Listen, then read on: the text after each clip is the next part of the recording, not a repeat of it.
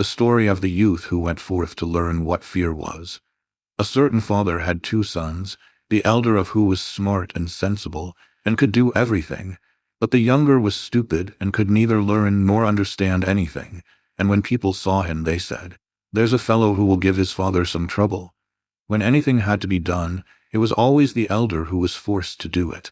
But if his father bade him fetch anything when it was late, or in the night time, and the way led through the churchyard, or any other dismal place, he answered, "Oh, no, father, I'll not go there, it makes me shudder," for he was afraid. Or when stories were told by the fire at night which made the flesh creep, the listeners sometimes said, "Oh, it makes us shudder." The younger sat in a corner and listened with the rest of them, and could not imagine what they could mean. "They are always saying, 'It makes me shudder, it makes me shudder.' It does not make me shudder," thought he. "That too must be an art of which I understand nothing." Now it came to pass that his father said to him one day, "Hearken to me, you fellow in the corner there, you are growing tall and strong, and you too must learn something by which you can earn your bread. Look how your brother works, but you do not even earn your salt." "Well, father," he replied, "I am quite willing to learn something. Indeed, if it could but be managed, I should like to learn how to shudder. I don't understand that at all yet." The elder brother smiled when he heard that, and thought to himself, "Goodness, what a blockhead that brother of mine is. He will never be good for anything as long as he lives. He who wants to be a sickle must bend himself betimes." The father sighed, and answered him, "You shall soon learn what it is to shudder, but you will not earn your bread by that." Soon after this, the sexton came to the house on a visit, and the father bewailed his trouble, and told him how his younger son was so backward in every respect that he knew nothing and learnt nothing. "Just think," said he, "when I asked him how he was going to earn his bread, he actually wanted to learn to shudder." "If that be all," replied the sexton, "he can learn that with me. Send him to me, and I will soon polish him." The father was glad to do it, for he thought, "It will train the boy a little." The sexton therefore took him into his house, and he had to ring the church bell. After a day or two, the sexton awoke him at midnight, and bade him arise and go up into the church tower and ring the bell. "You shall soon learn what shuddering is," thought he, and secretly went there before him. And when the boy was at the top of the tower and turned round, and was just going to take hold of the bell rope, he saw a white figure standing on the stairs opposite the sounding hole. "Who is there?" cried he, but the figure made no reply, and did not move or stir. "Give an answer," cried the boy, "or take yourself off, you have no business here at night." The sexton, however, remained standing motionless that the boy might think he was a ghost. The boy cried a second time, "What do you want here? Speak if you are an honest fellow, or I will throw you down the steps." The sexton thought, "He can't mean to be as bad as his words," uttered no sound, and stood as if he were made of stone. Then the boy called to him for the 3rd time, and as that was also to no purpose, he ran against him and pushed the ghost down the stairs, so that it fell down the 10 steps and remained lying there in a corner. Thereupon he rang the bell, went home, and without saying a word went to bed and fell asleep. The sexton's wife waited a long time for her husband, but he did not come back. At length she became uneasy and wakened the boy and asked, "Do you know where my husband is? He climbed up the tower before you did." "No, I don't know," replied the boy, "but someone was standing by the sounding hole on the other side of the steps, and as he would neither give an answer nor go away, I took him for a scoundrel and threw him downstairs. Just go there and you will see if it was he. I should be sorry if it were." The woman ran away and found her husband, who was lying moaning in the corner and had broken his leg. She carried him down, and then with loud screams she hastened to the boy's father. "Your boy," cried she, "has been the cause of a great misfortune. He has thrown my husband down the steps so that he broke his leg. Take the good-for-nothing fellow out of our house." The father was terrified and ran thither and scolded the boy. "What wicked tricks are these?" said he. "The devil must have put them into your head." "Father," he replied, "do listen to me. I am quite innocent. He was standing there by night like one intent on doing evil. I did not know who it was, and I entreated him 3 times either to speak or to go away." "Ah," said the father, "I have nothing but unhappiness with you. Go out of my sight. I will see you no more." "Yes, father, right willingly. Wait only until it is day." Then will I go forth and learn how to shudder, and then I shall at any rate understand one art which will support me. Learn what you will, spoke the father. It is all the same to me. Here are 50 tailors for you. Take these and go into the wide world, and tell no one from whence you come, and who is your father, for I have reason to be ashamed of you. Yes, father, it shall be as you will. If you desire nothing more than that, I can easily keep it in mind. When the day dawned, therefore, the boy put his 50 tailors into his pocket, and went forth on the great highway, and continually said to himself, If I could but shudder, if I could but shudder. Then a man approached who heard this conversation which the youth was holding with himself, and when they had walked a little farther to where they could see the gallows, the man said to him, Look, there is the tree where 7 men have married the rope-maker's daughter, and are now learning how to fly. Sit down beneath it, and wait till night comes, and you will soon learn how to shudder. If that is all that is wanted, answered the youth, it is easily done. But if I learn how to shudder as fast as that, you shall have my 50 tailors. Just come back to me early in the morning. Then the youth went to the gallows, sat down beneath it, and waited till evening came. And as he was cold, he lighted himself a fire. But at midnight the wind blew so sharply that in spite of his fire he could not get warm. And as the wind knocked the hanged men against each other, and they moved backwards and forwards, he thought to himself, If you shiver below by the fire, how those up above must freeze and suffer. And as he felt pity for them, he raised the ladder, and climbed up, unbound one of them after the other, and brought down all 7. Then he stoked the fire, blew it, and set them all round it to warm themselves. But they sat there and did not stir, and the fire caught their clothes. So he said, Take care, or I will hang you up again. The dead men, however, did not hear, but were quite silent, and let their rags go on burning. At this he grew angry, and said, If you will not take care, I cannot help you, I will not be burnt with you. And he hung them up again, each in his turn. Then he sat down by his fire and fell asleep. And the next morning the man came to him, and wanted to have the 50 tailors, and said, Well, do you know how to shudder? No, answered he. How should I know? Those fellows up there did not open their mouths, and were so stupid that they let the few old rags which they had on their bodies get burnt. Then the man saw that he would not get the 50 tailors that day, and went away, saying, Such a youth has never come my way before. The youth likewise went his way, and once more began to mutter to himself, Ah, if I could but shudder! Ah, if I could but shudder! A wagoner who was striding behind him heard this, and asked, Who are you? I don't know, answered the youth. Then the wagoner asked, From whence do you come? I know not. Who is your father, that I may not tell you? What is it that you are always muttering between your teeth? Ah, replied the youth, I do so wish I could shudder, but no one can teach me how. Enough of your foolish chatter, said the wagoner. Come, go with me, I will see about a place for you. The youth went with the wagoner, and in the evening they arrived at an inn where they wished to pass the night. Then at the entrance of the parlor the youth again said quite loudly, If I could but shudder, if I could but shudder. The host, who heard this, laughed and said, If that is your desire, there ought to be a good opportunity for you here. Ah, be silent, said the hostess.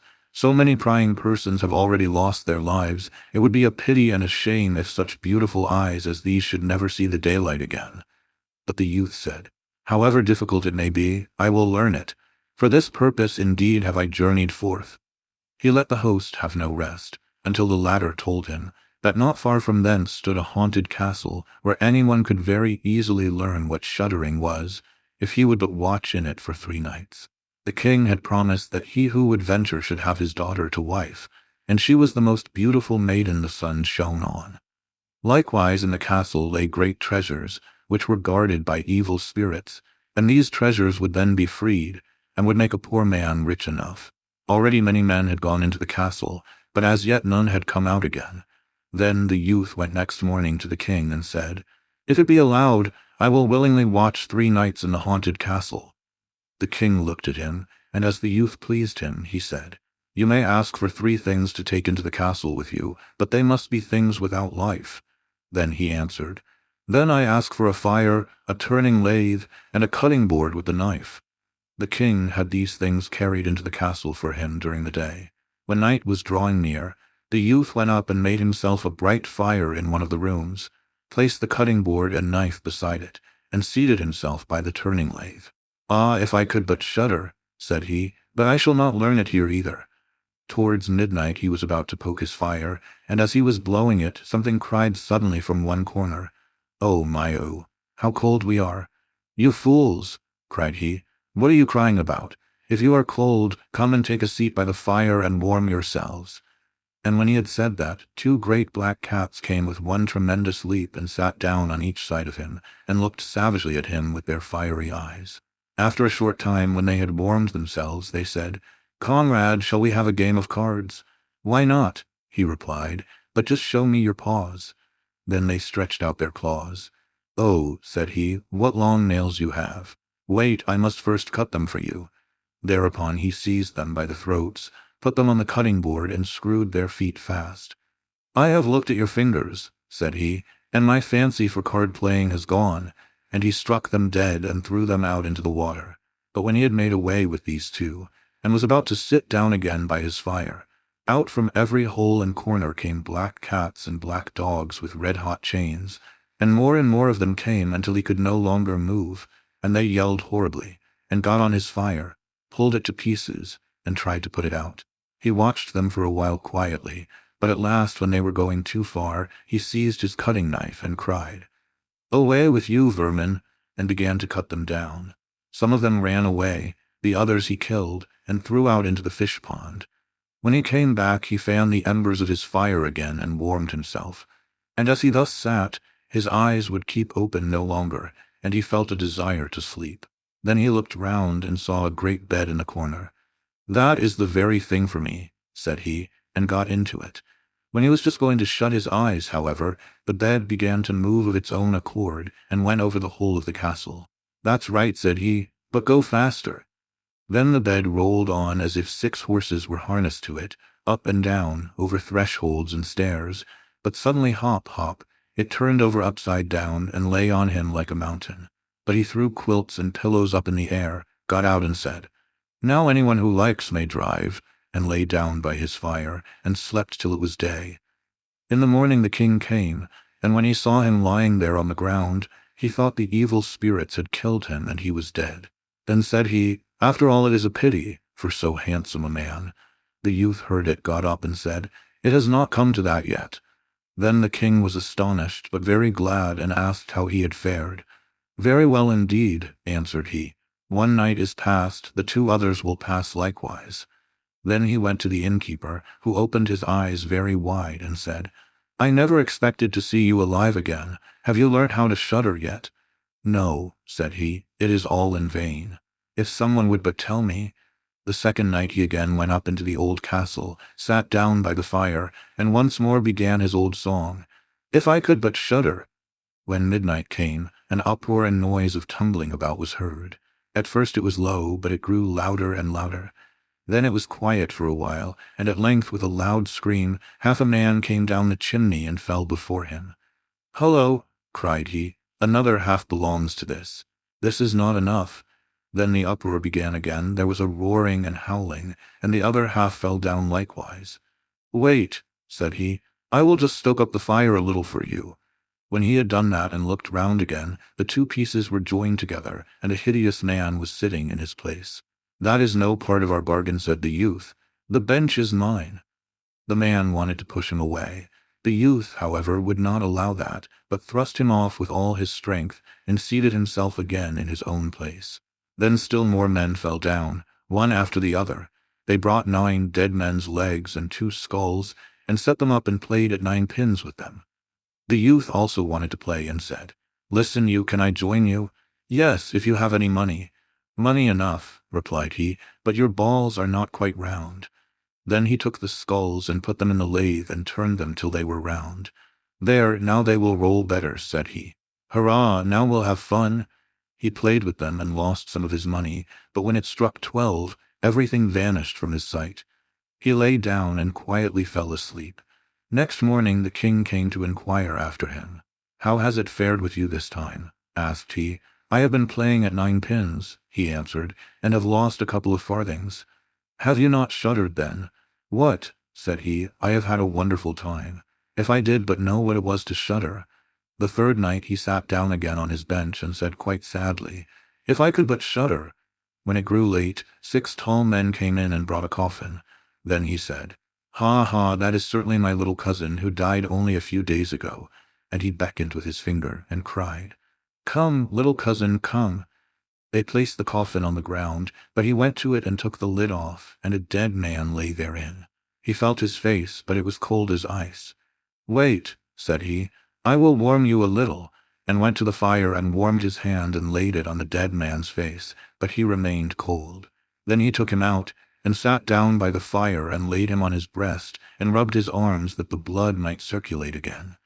As this also did no good, he thought to himself, "When 2 people lie in bed together, they warm each other," and carried him to the bed, covered him over and lay down by him. After a short time the dead man became warm too, and began to move. Then said the youth, "See, little cousin, have I not warmed you?" The dead man, however, got up and cried, "Now will I strangle you." "What?" said he, "is that the way you thank me?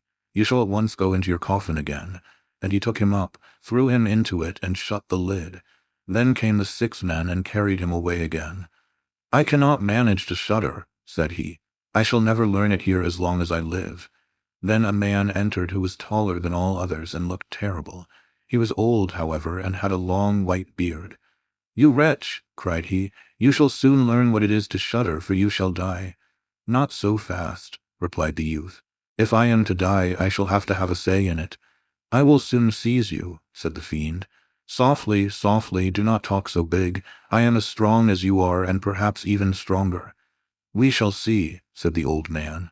"If you are stronger, I will let you go. Come, we will try." Then he led him by dark passages to a smith's forge, took an axe, and with one blow struck an anvil into the ground. "I can do better than that," said the youth, and went to the other anvil. The old man placed himself near and wanted to look on, and his white beard hung down. Then the youth seized the axe, split the anvil with one blow, and in it caught the old man's beard. "Now I have you," said the youth. "Now it is your turn to die." Then he seized an iron bar and beat the old man till he moaned and entreated him to stop, when he would give him great riches. The youth drew out the axe and let him go. The old man led him back into the castle, and in a cellar showed him 3 chests full of gold. "Of these," said he, "one part is for the poor, the other for the king, the third yours." In the meantime it struck 12, and the spirit disappeared, so that the youth stood in darkness. "I shall still be able to find my way out," said he, and felt about, found the way into the room, and slept there by his fire. Next morning the king came and said, "Now you must have learnt what shuddering is." "No," he answered. "What can it be?" "My dead cousin was here, and a bearded man came and showed me a great deal of money down below, but no one told me what it was to shudder." "Then," said the king, "you have saved the castle, and shall marry my daughter." "That is all very well," said he, "but still I do not know what it is to shudder." Then the gold was brought up, and the wedding celebrated.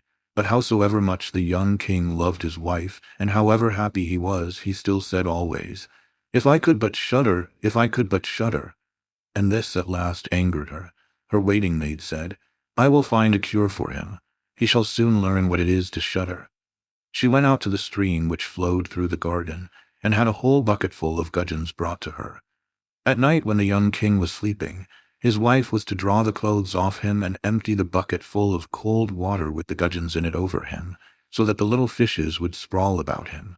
Then he woke up and cried, "Oh, what makes me shudder so? What makes me shudder so, dear wife? Ah, now I know what it is to shudder."